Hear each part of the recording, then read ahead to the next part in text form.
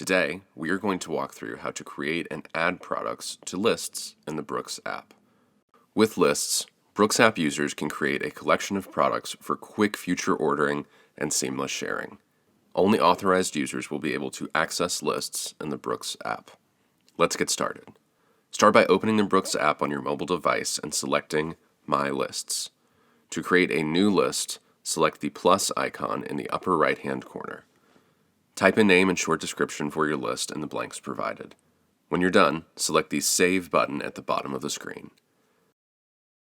To add a product to your list, visit the product page and use the plus list button at the bottom of the screen. Then, select the list you would like to add the product to and use the Done button at the bottom of the screen to save. After a product is added to your list, you can add it to your cart by swiping right on the product and selecting the green cart.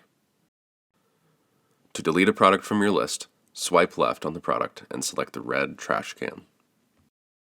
It's as simple as that. We hope you find this information helpful. If you have any additional questions, please give us a call or email brooksapp@brooksequipment.com. Thank you for watching.